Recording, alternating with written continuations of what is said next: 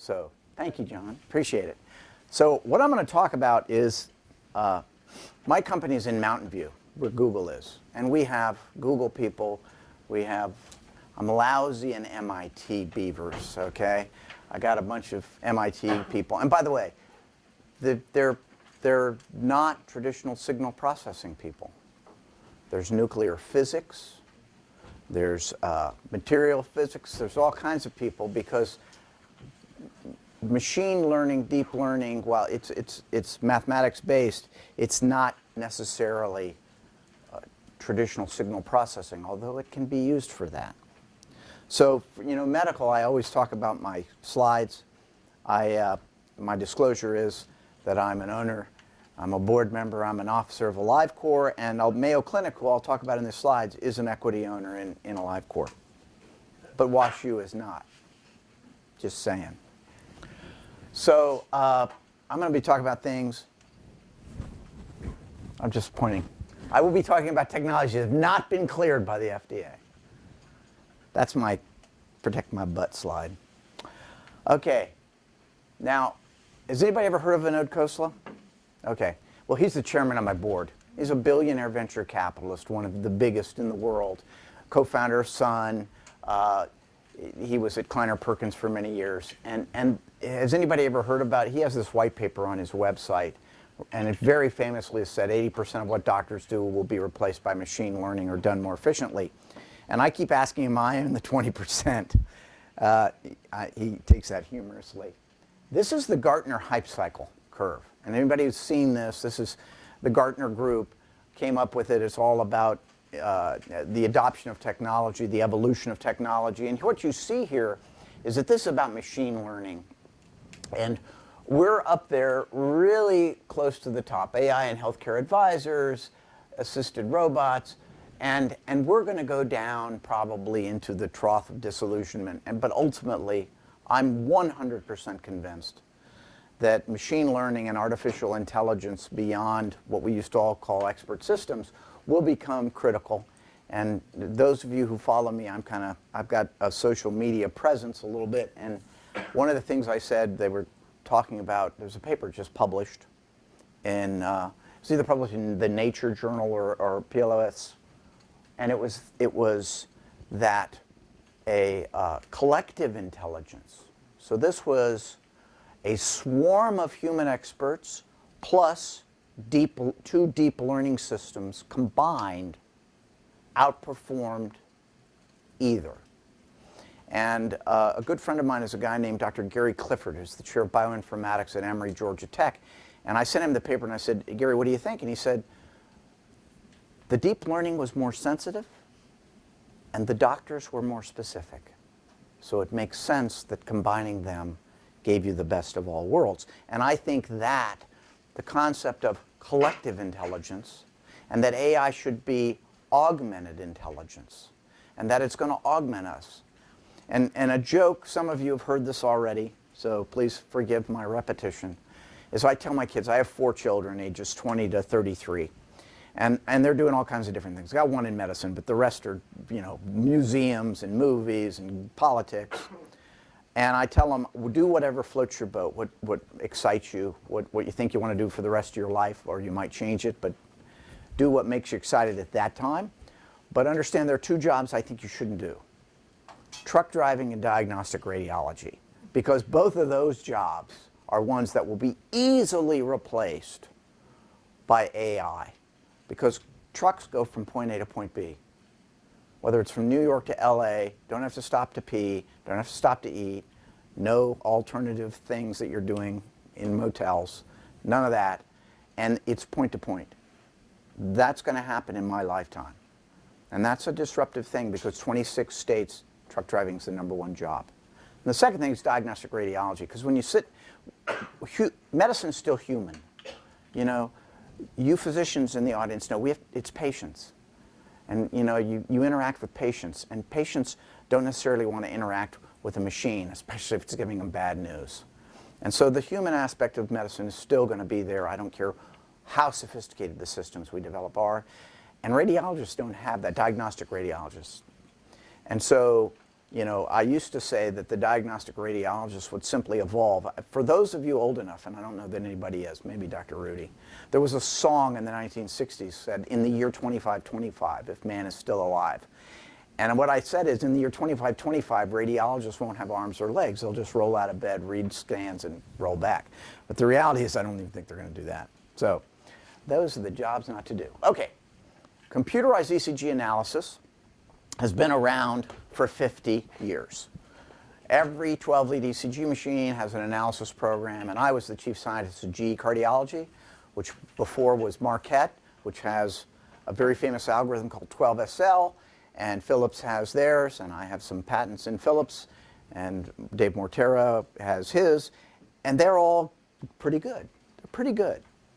And then every patient monitor has, to the chagrin of most nurses, alarms that pick up arrhythmias. And all of those algorithms are tuned to be sensitive, because you just don't want to miss something bad.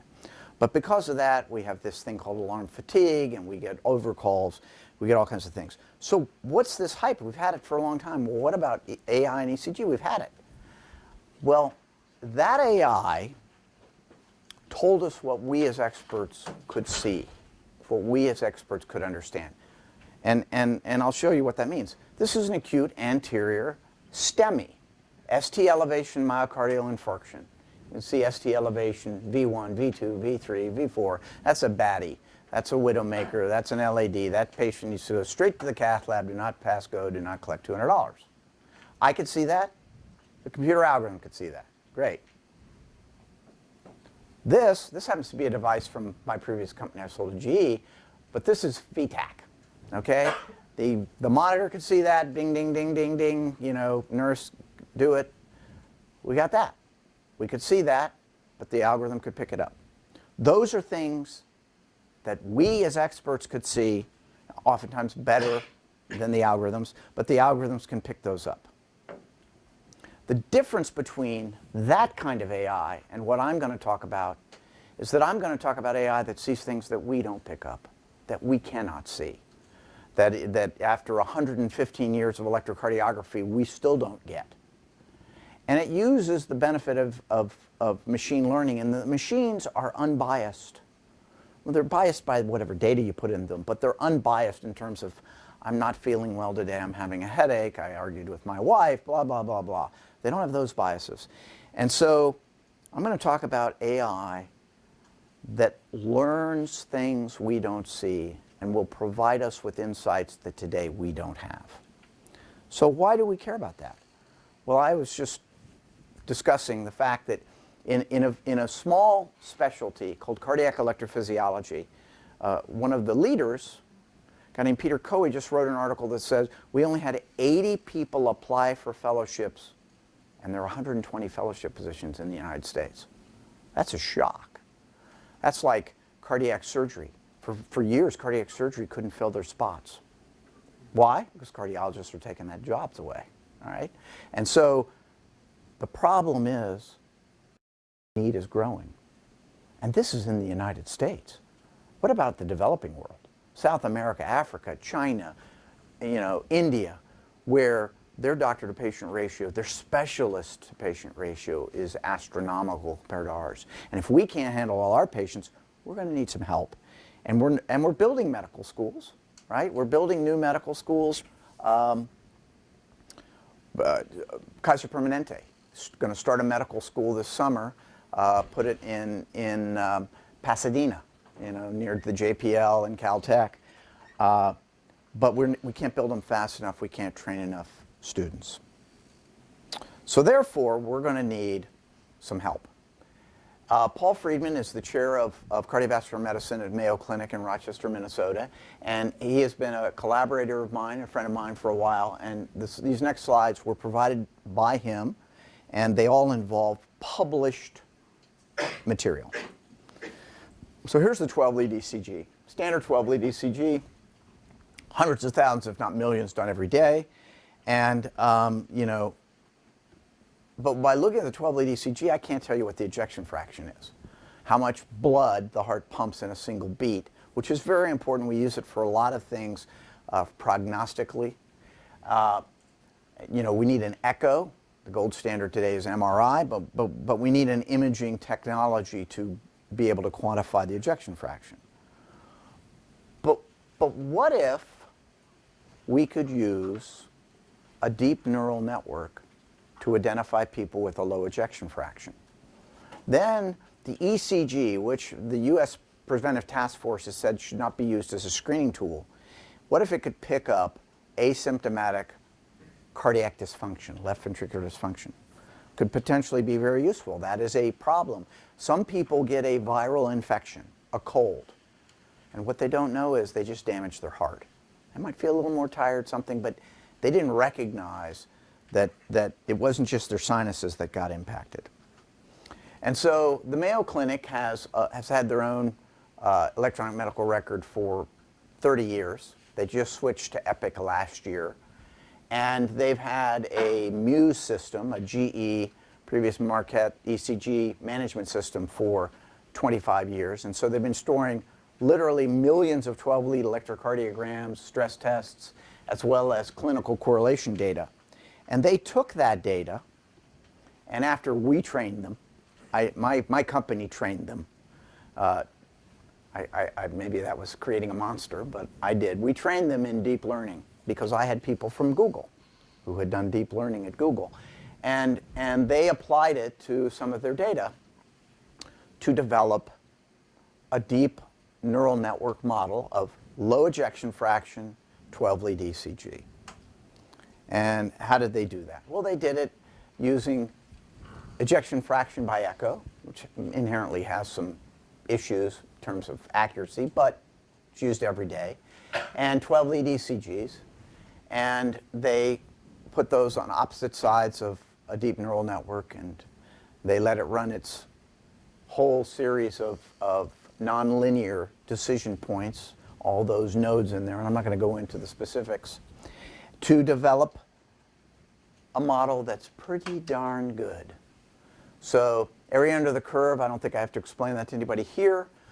0.93 for low ejection. This is ejection fraction less than 35%. Why is that important? Well, first of all, Dr. Friedman is a cardiac electrophysiologist by training, and so we do something, primary prevention implantable defibrillators. If you've had a heart attack and you have an ejection fraction less than 35%, you qualify as being at increased risk of sudden cardiac death. There were two seminal studies, Scud-Heft and MADIT-2, that proved that we could reduce mortality by 25%. By the way, does anybody know what 25% reduced mortality was? So that got funded, and so this is big business, and it does save some people's lives. That took mortality from 7 people out of 100 to 5 people out of 100. That was 25%, 7 to 5. But that is a business that does save lives. It's shown we've gotten a little better. But that's really impressive, especially when you see that a pap smear for picking up cervical cancer or a mammogram have an AUC significantly lower than 0.93. So pretty good test that you get from doing a 12-lead ECG. And you know, like any test, there's no perfect test. We get false positives and false negatives. So these were the false positives. What they looked at was, well, what happened? Because again, they have a longitudinal medical record. Somebody had a 12-lead ECG that was, quote, low ejection fraction, but they did not have a low ejection fraction. What happened to those people? Well, the reality is that these people had a much higher incidence of developing a low ejection fraction. So not only was this diagnostic, but it was in many ways predictive. And that is, you know, at 6 years, they had a 5 times, and then, you know, it looks like about 3 times at 12 years of developing a low ejection fraction. So you predict disease, and you arrange follow-up, you identify people, and they asked, well, what if we told it age and gender? Would that improve that performance? And the answer was very surprisingly no. It did not improve the performance of the deep neural networks. And they've published that, the references up there. and that's interesting. I'll go into that. This is some work they did on trying to detect hyperkalemia, high blood potassium, using the ECG. We've collaborated with them on this. That's an AliveCor device, and this was an AliveCor Cardioband on an Apple Watch, where we could detect this. And we published this in January of this year, 2019, in JAMA Cardiology. And it's exciting because not only do you have this study was done on patients who are receiving hemodialysis. And we know that hemodialysis patients, this is a pretty interesting fact, it's kind of sad, 25% of hemodialysis patients die every year. A quarter die every year. And they have tremendous incidence of ventricular arrhythmias. So abnormal heart rhythms, prominent. And if you know anything about it, is you have dialysis Monday, Wednesday, Friday, Tuesday, Thursday, or Saturday, 3 days a week. What's the problem there? Anybody see a problem? You got a 2-day gap. So if you have Monday, Wednesday, Friday, there's Saturday and Sunday. And if you Tuesday, Thursday, Saturday, you've got, again, the 2-day gap. And when do you think death occurs? That second day.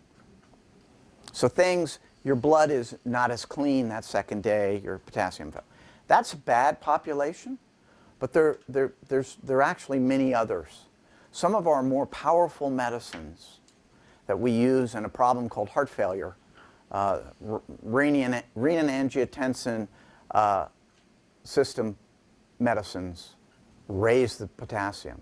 And they're really good, but some doctors are reluctant to use them because they're worried about high potassium. Because today, the only way to diagnose this is unless it gets really bad. If it gets really bad, you can see it on an EKG, but that's when it's really, really bad. Now you can, we've got some medicines, so if we could pick it up at an earlier stage, we could probably impact survival. This is to answer that previous question, age and sex. So this was an interesting notion. This is chronologic age, and that was physiologic or cardiac age from the 12-lead ECG. You know, it's a scattergram, but you can see it definitely moves in the same direction. On the right is the ability of the deep neural network to pick your gender, which is not always obvious today. Just saying. And so extremely high AUC. We knew that men and women's ECGs were different, but again, this picked out every difference. Just like I know, there have been lots of papers. Wide QRS, notches, slurs, these all represent damage, anisotropic conduction. They're all associated with reduced cardiac performance. But those are features that we've recognized. The neural network looks at everything. Can I ask you a quick question? Shoot. Was that study, were they able to kind of back out what the ECG characteristics were for determining the low EF? Well, you know, that's the old notion of the problem with these deep neural networks is they're a black box. There are methods now to try to look inside the black box and figure out what it is it's looking at. But they fed these things the whole ECG. So, you know, images, you see some of the images in some of the neural networks, and they'll look inside at these nodes, and, you know, it's like an ear or a nose, or, you know, their features.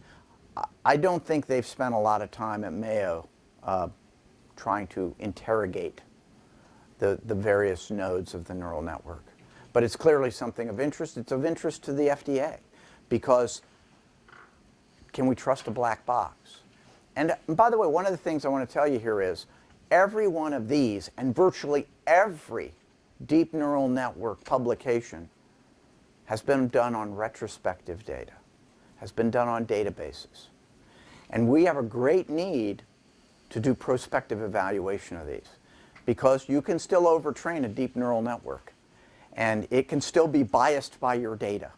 And so we need, you know, the whole notion of big data is that big data is so big that it represents wild type and everything in it. That's not necessarily true. Sir? On the gender one, was that only a single 2-lead, or was it from a 12-lead? No, that's a 12-lead. This is all 12-lead data. Do you think there's any chance that it's just an artifact of women get the chest leads placed differently because of the breast? It's an interesting concept. It's just like, you know, one of the picking up lung cancers, one of the deep neural network studies, phenomenal performance for the deep neural network until they figured out that the ones from the cancer center had a tag up at the top that said cancer center, and the neural network was picking that up. Perfect separation. So these are, you know, the need for common sense. And everybody, you know, when Elon Musk says AI is going to take over the world, well, there's no common sense. Deep neural networks are incredibly good pattern recognizers. That's what they are. They are pattern recognizers. They can still be biased by the input data you put in them.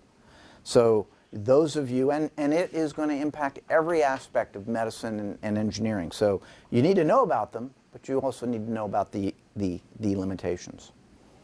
Now this is an example. This is a patient who began having MIs in his 30s. Okay, so he had bad genetics for coronary disease. And at age 53, his cardiac age, if you could see, was significantly higher than his real age. So at age 53, his cardiac age was close to 70. What happened at age 53? Well, what happened at age 53 is he got a heart transplant. And so his age dropped down to, you know, at 55, his cardiac age was 50. And then what happened? Well, then what happened to this guy is he got, you know, you could say he got religion. He lost weight. He got into shape. He took his lifestyle seriously, and it went down even farther. He got skinny. He got in shape. He ate right. He did all the things that every one of you should be doing. Okay, just saying. I'm turning 65 in 3 weeks, okay? I have a BMI of 21. Anybody here watch my push-up videos? So just understand. I take it seriously. So here's another example. Here's a 12-lead ECG. This person came in with what we call a cryptogenic stroke. We don't know why he had a stroke. Can't find an immediate cause for an embolic stroke. Blood clot went to the brain. And the question we have, and today, the standard of care that the stroke neurologists would say, we're going to put an implantable loop recorder, a non-insignificant cost, somewhere in the neighborhood of $15,000 to $20,000 all in the first year. You got to put it in, you got to take it out, you got to monitor it. It's an expensive proposition. So the question is, we put that in to see if this patient has atrial fibrillation, because if they do, we change them from antiplatelet medication to anticoagulation. Okay? If we think that this is coming from their neck, then we have them on things like Plavix, aspirin. So this is what they normally use. Your pediatric electrophysiologists are well versed in this and use this technology, excellent technology, but not inexpensive and invasive, not hugely invasive, but still invasive. And what they did at Mayo Clinic, and now this has been duplicated at Geisinger, and they just published this in Nature, is that they took people without a history of atrial fibrillation and people with a history of atrial fibrillation, and they developed a neural network with a binary yes-no. And that looked forward and backward. That is, you may have had atrial fibrillation in the past, but right now you're in sinus rhythm, or you might have it in the future. Now, right now you're in sinus rhythm. They could look at a sinus rhythm ECG and say whether or not you've had atrial fibrillation. Sounds like magic. But actually it's not magic. And the reason it's not magic is we've known for a long time there are things that predict atrial fibrillation. P-wave duration, PACs, premature atrial beats. So there are features that we are aware of that predicted atrial fibrillation, gave you a higher probability. And again, the deep neural network is unbiased by my knowledge of features. It's going to look at all the features, whatever they are. We're feeding it the raw 12-lead. And so here's the AUCs, again, you know, right around 0.9. And what did this show us? Well, this showed us that this gentleman, this was a sinus rhythm ECG, but the day before he had atrial fibrillation. So they knew he needed to be on anticoagulation. He didn't need an ILR. But they could tell from this sinus rhythm ECG, it said AFib. And so that's a very interesting very interesting application. This data was independently validated, very close results, by Geisinger recently on 1.5 million ECGs. So you have two organizations that have a lot of data. And by the way, I got to believe that WashU has a lot of data. And you guys ought to be working with me, because I taught the Mayo Clinic people how to do that deep learning, my guys. And we have 57 million cardiorhythm strips in our database in the cloud. And so this is something of big interest to us, because what you have is the clinical correlation data. That's what's critical here. There is untold numbers of things. You know that deep neural network may pick out that small tumor. The question is, that small tumor in the prostate, is that just going to sit there for the next 15 years? Or is that going to spread? And that's clinical correlation data, and we may well be able to determine watchful waiting. It's what it's called by my urology buddies, versus aggressive therapy. So these next slides were provided to me by Philips, their algorithm research group, and the head of that. And they have, this was part of some efforts they've had in a competition that I helped sponsor. Anybody here ever heard of the PhysioNet competition? It's a long-standing, almost 20-year NIH-funded project out of MIT to do a series of competitions on signal analysis. They've done everything from fetal ECG to heart sounds, most of it cardiovascular related. And this Philips put in one of the top performing algorithms for detecting atrial fibrillation out of short ECG, single lead ECGs. And this is their outline of how they did it, what they did, and they developed two neural network models that were used in parallel. And I can tell you, because I know what the people at GE doing, I know what the people at Philips are doing, they're all working from that first type of ECG analysis I told you about.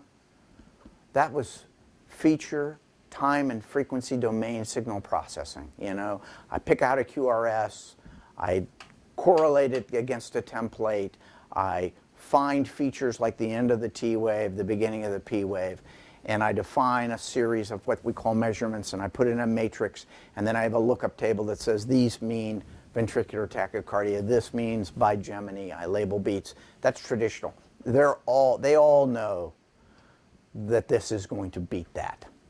It's just going to beat it. So deep neural networks are better pattern recognizers and are unbiased by our knowledge. We're biased by our knowledge. And so this was different in-house testing, but they were just showing some of their results. In 0.82, this was an F1 VAT score, which is a combination, for those of you who understand statistics much better than I do, it's a combination score that involves sensitivity, specificity, and things that I don't care to learn about. So, but yeah, this is what I want to talk about, because this is actually going to come out. So this will come out in Journal of Electrocardiology. Another associated project they did just for kind of fun, and I'm like shocked that a company will do things for fun. It's not my company. I do a lot of things for fun. But they wanted to see, this is part of what motivated them. What's happening to deep neural networks being applied to electrocardiography? And has there been, is this surging along with all the other hype, peak of the hype curve on ECG analysis? And what they did is they surveyed from January 11th to 2019, and this is being published in Journal of Electrocardiology, and they found 52 papers. So here's the reference. 52 papers on deep neural network applications to electrocardiography. And this is what it looks like. So in 2019, they project that there'll be at least 35 papers. I suspect there'll be more. They probably didn't look at every journal. But you can see it's rising exponentially. It's up there at the peak of that hype cycle. But I think there'll be more, because as people, those criteria we used previously were hand-picked criteria, or criteria picked by applying, regression analysis and things, human tools. The criteria we're going to pick will be picked by the machines. So the next slides will talk about efforts by my company, some in collaboration with the Mayo Clinic, but others that we've done independently. And they're kind of interesting. Some of them are interesting. This is one. I told you I had something better. So this past June, Dr. Rod Passman, who runs, professor of medicine, runs the AFib program, a cardiac electrophysiologist at Northwestern, small city, Chicago, Illinois. And I published in Circulation EP a paper on using a wrist wearable to detect arrhythmias. And we compared it to those implantable loop recorders in 27 patients over 4 months. And can you imagine how much data I had? I had continuous heart rate, continuous activity, and intermittent ECG on 27 patients over 4 months. And I had to analyze that. No, I didn't. I had to have a machine analyze it. And what we discovered and what we published was that we could very accurately, red dots are ECG recordings that are in atrial fibrillation. Green dots are ECG recordings that are in sinus rhythm. And you could see that from this, we could absolutely identify the onset and offset, and therefore what's called the atrial fibrillation burden.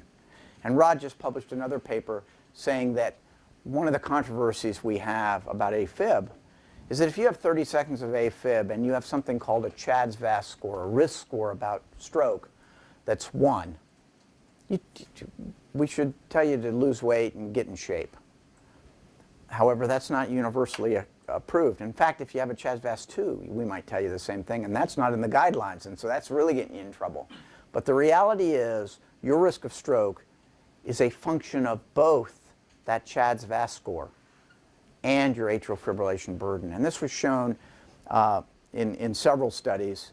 A CERT trial has shown a guy named Jeff Healy that you really needed over 24 hours. Now that was unfortunately done with implantable device data, but you needed over 24 hours of contiguous AFib to have a significant increase in stroke risk. People thought 5 minutes was all you needed. What does that mean? Anybody here want to be on anticoagulation for the rest of your life? You can't ski, you can't skateboard. There's a lot of things you really shouldn't do if you're on anticoagulation. And so, now we're having some reversal agents, but still, it would change your lifestyle. And if you're a 55-year-old in shape, by the way, endurance athletes over the age of 50, much higher risk of AFib, like 4 times. So your person thinks you're in good shape and all of a sudden you're diagnosed with AFib, you really don't want to stop doing the things that you love. Life is not the only thing. Quality of life is important. You didn't hear that from me. Okay. This is another example from that same study showing you can easily see the onset. And by the way, one thing, we talk about irregularity, and that's many of these monitors just use irregularity. See these? Heart rate went up. This person's sleeping. Heart rate went up. Why isn't that AFib? Because there's no irregularity. The width of this is the irregularity. These were narrowband. Somebody's having a dream. They're running. Like the dogs. You ever seen a dog dream? Run. Well, that's it. That person's running in their dreams. So that was done with a deep neural network that continuously looked at your heart rate and activity. And if it saw something called a heart rate activity discordance, I presented that at HRS in 2015, it would tell you take an ECG, and you take an ECG, and the neural network would learn the more ECGs you took, it could take that heart rate and activity data and associate it with a cardiac rhythm as defined by the ECG. So we used a low resolution signals, heart rate and activity, heart rate by optical, by photoplethysmography, we trained it using a high resolution ECG signal. I got 5 patents on that, so I don't mind telling you. Hyperkalemia detector. Again, we have an AUC of 0.89 using leads 1 and 2. Why is that important? Because I have a new device that'll give you leads 1 and 2 that costs $149 and you can buy it at Amazon. Which means we can make this test for hyperkalemia not only available anywhere, but available to everyone. And that to me is really important. Because a lot of people who are on dialysis or who have heart failure are not affluent. And going and getting a blood test, by the way, getting a blood test when you're a dialysis patient is bad news anyway, because you need all the vascular access you can get. And so we got a breakthrough designation from the FDA on this, And we're in the clinical validation stage of this technology, getting a breakthrough designation. This is another one I'm involved with in Mayo Clinic. Dr. Mike Ackerman, who's one of the world's gurus of congenital long QT, and we're using a deep neural network to identify people who have long QT, even if you don't have long QT on that ECG. So if I do lead 1 and lead 2 is normally used in drug studies for looking at QT, but it may only be 470. But we have a really good ability to tell you it's really 510 if you looked at another lead. So this is, again, able to use deep learning that can somehow, unfortunately a black box, extract that these people are and you can see our curve. We have a slight diminution up here at about 540 milliseconds QTC. If you got a patient up there and you're not doing something about it, that's your problem. So now, personal ECG model. This is something we have implemented in our product today. The first 20 to 30 times you record an ECG with an AliveCor device, it's going to ask if this was you. And what it's doing is it's taking that ECG and it's not just doing cross-correlation of an average QRS complex. It's actually looking at the rhythm, it's looking at the QR, it's looking at everything, putting it into a neural network, and you keep saying it's you. If I give any of you people my device and you record, it will, at the end of it, it'll say, did David record this? Because it knows what I look like, and it'll know you're different. And we're about 99.5% accurate at being able to discern that it's not the person who trained it. This is the output of the model. So a lot of these models, you can think of them as probability between 0 and 1. You can see this person, and by the way, the dots again, green being sinus rhythm, red being atrial fibrillation. This patient was almost always 1, okay, and maintained, green. He's got some down here that are or her. I don't know if it's a his or her, and this shows you what the legend is. Normal sinus, unclassified is purple. Got a few purple. Oftentimes that's just a rate above 100. But this person was consistent. And there's noise. Sometimes noise impacts it. Now this is a person who went around and stayed up here, and then, boom, right here, had a series. What happened? They developed an incomplete right bundle branch block. Now that's a conduction abnormality, and it wasn't always there. So you did some more recordings later, and it was gone. So this is not unusual. The right bundle can come and go. In fact, there's something called Ashman's phenomenon. I'm not going to go into it, but you can cause somebody to have a one-beat right bundle branch block. So this is a person who, once they trained their model, they then changed, and the model picked that up. This is an interesting one. This person has a lot of AFib. So this person is what we call a paroxysmal atrial fibrillation patient. So they have lots and lots of red dots. And some of them seem high and some of them seem low. And then all of a sudden, they get out here in both their AFib, and they have consistently low. What happened? This is called the ST segment. They changed their ST segment. And I don't know any of these patients. We have no clinical data on these patients. So I don't know their name, anything. I know their gender, and I know their age. Not their birthday, their age. So I don't know what happened to cause that, or if there was anything. This is actually a dimension reduction. So that neural network model has all these features that can be put into dimensions, and this is the reduction of all those features to 3 dimensions. And each of these colors that you see are a single patient. You can see some of them are scattered, but it's pretty easy. Some of them are, these are tight, but some of them are very, there's one that kind of has 2 orbits. Those are different people. And you can see they vary over time based on this 3D latent space. And it's pretty easy to see different people in this type of visualization. And this kind of visualization is being used more and more because what is AI good for? What is neural network? Clustering. We like to draw lines, the slope of 1, perfect 45-degree lines. But reality is sometimes data isn't simply red and black. It's clusters. And this is kind of showing you the cluster. So with that, I'm going to say thank you and ask for questions.